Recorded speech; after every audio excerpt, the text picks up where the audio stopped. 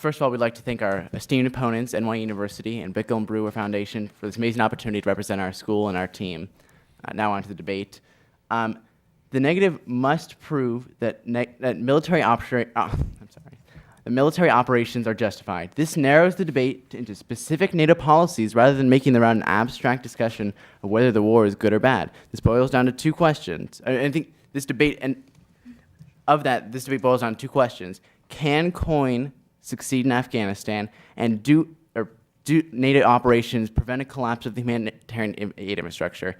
And sort of the overlying framework of both those is what saves the most lives. I mean, when we talked, the idea of just war theory is built on this idea of the sanctity of human life. Therefore, the most fair way to evaluate the debate then is, without defending every single tenet, is based off saving the most lives. And in addition, the fact that we are the status quo in this debate, we advocate the 2014 deadline that NATO created. And I think having been in Afghanistan for so many years, we've accumulated responsibilities in and of ourselves, sort of moral obligations. The fact that we intervened at the wrong time means that we must, even if we intervened at the wrong time, we still must stay.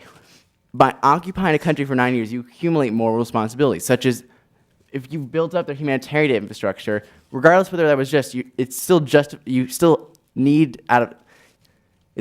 to stay in there to keep that, or to allow the infrastructure to stay in place and not create radicalization in the end, which is what the lack of infrastructure causes. And I'm going to go off the three tenets they said were the most important in this debate in the cross-sects. They get really vague on it, but I'm going to go with what's the most winnable and just cause proportionality. So first on what is the most, not most winnable, I'm sorry, whether the war is winnable. Objectively, looking at metrics of success in this war, the fact that 9 out of 40 provinces are all that is left to be stabilized in Afghanistan points to COIN success. And the fact that it was only fully implemented last summer means that we should actually give our troops a fighting chance to maximize on the gains they've made. That saves the most lives in the long term. That creates stability in Afghanistan so that once we leave, it does not turn into chaos as it did in the 1980s. That's the justification. What we're talking about is defeating a cycle of violence that exists in Afghanistan. For the last 30 years, we went from becoming slightly engaged to then withdrawing after providing Stinger missiles but not giving humanitarian aid, to once again getting involved, and now the other team's proposing that we withdraw and repeat this history once again. And I think the fact that the Taliban, for the first time since the war started, is now reconciling with us, is now surrendering to us, is a signal that this war is not only winnable, but that we are winning it right now. And you should base, and therefore I think we're winning that tenet. In addition, the issue of whether we create our own enemies, the fact that 78% of Afghans now approve of NATO forces in Afghanistan really in of itself should be a cause for the just war. If the Afghans want us in their country to save their lives, then by all means, considering we invaded their country so many years ago, we have an obligation to consider that and to stay in Afghanistan as a result of that. And I'm going to go on to just cause. Once again, we're not talking about 2001. This is a question of whether or not in 2003, when the Bush administration abandoned Afghanistan for Iraq, the NATO going into Afghanistan was a just cause. And that they went into Afghanistan to prevent a collapse of the humanitarian infrastructure. That's the just cause. And we meet that because of kind of what our Wolf evidence talks about, what happens after the collapse of the humanitarian aid infrastructure. And what he talks about is once we leave, and once NGO aid workers start getting killed, they will leave Afghanistan, meaning there will be no source of food, water, or infrastructure in Afghanistan. That means that more Afghans will die, they'll become radicalized, and international terrorism will be fostered. That's the basic part of this debate. And now on the question of proportionality. This is also predicated on the idea that September 11th was the reason NATO went into Afghanistan. NATO went into Afghanistan, once again, because the Bush administration abandoned it for that humanitarian cause, and you can cross-apply the arguments I made earlier onto that. And I still think that, once again, the number one way to evaluate this debate is what saves the most lives. And if you don't want to collapse the humanitarian infrastructure, if you don't want to repeat the mistakes that we made in the last 30 years and repeat the vicious cycle of violence, then we should stay in Afghanistan because we need to, if you really want to help the Afghan people, want to save them, we should stay and are justified. Final rebuttal of the affirmative for a period of 5 minutes, and you may begin. Yes. So first, dealing with the framework of this debate, unfortunately, there was never a counter framework offered. So the only framework to look to is just war theory. Our opponents make a mistake in asserting that their framework that they provide, which is dealing with specific NATO military operations and proving them just, is a framework. But they never tell us how to prove whether or not these operations are just or unjust. And given that war is a military operation of the highest order, just war theory is the only mechanism we give you for evaluating how an operation can be just or not. So that's the only framework in this round to deal with, absolutely.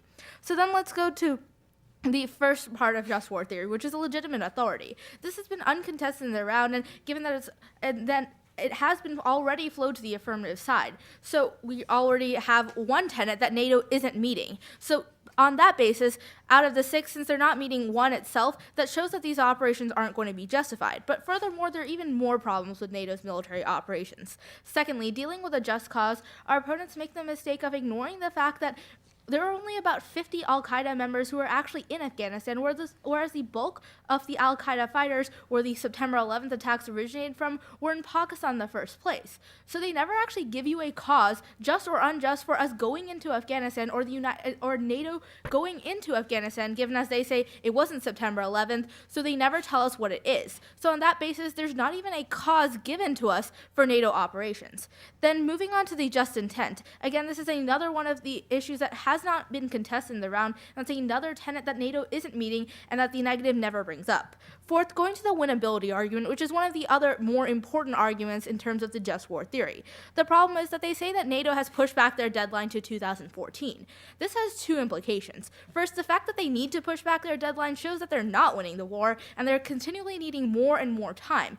And second, the fact that they're increasing the amount of time they're spending in Afghanistan is just going to increase the cost of the war, whereas the benefits, since they're dealing with the end benefits of the war, are still going to stay the same.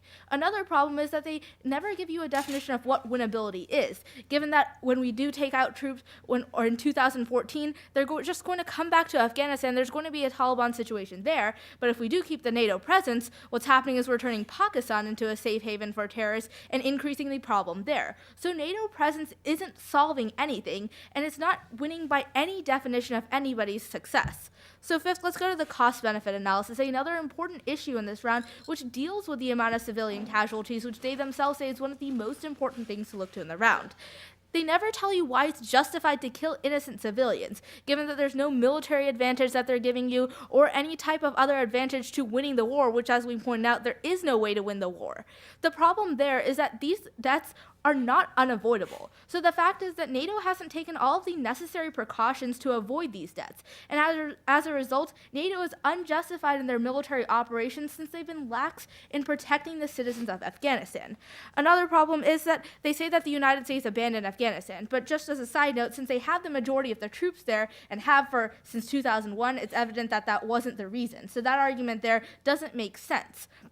Finally, let's go to the war of last resort, which is another important issue, but not one of the 3 most important that we're dealing with. The problem with the war of last resort is, though they say that we have an obligation because NATO is there right now, the problem is NATO shouldn't have been there in the first place. That's what the 6th tenet of just war theory says, and another reason why NATO's actions in Afghanistan, specifically their military operations, are unjustified.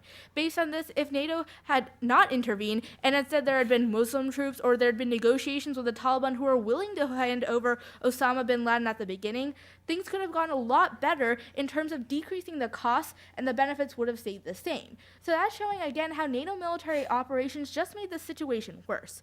But then let's go on to some of the other things the negative talks about, which in terms of that is the coin operations and humanitarian aid. As we've said before, NATO only protects the NGOs and the PRTs. So at best, they can be credited with their safety, not with the actions they perform, because those organizations are separate from NATO itself. More importantly, however, is that military operations are separate from the other humanitarian operations they talk about. Although they say that it's ineffective to consider just the war militarily, unfortunately, that's what the resolution tells us to do by saying military operations and not just operations at large. Because of that, we have to separate the fact that military operations deal with military personnel and military equipment, and that's going to mean that this humanitarian assistance isn't going to be attributed to NATO military operations. As such, though we may be able to justify their humanitarian intentions, we can't justify the military operations either by just war theory, by the negative standard, or by any sort of framework or standard presented in this round. Plano Senior High School from Texas on the affirmative, Notre Dame High School from California on the negative, the finalists of the International Public Policy Forum sponsored by Bickel and Brewer and New York University. Congratulations.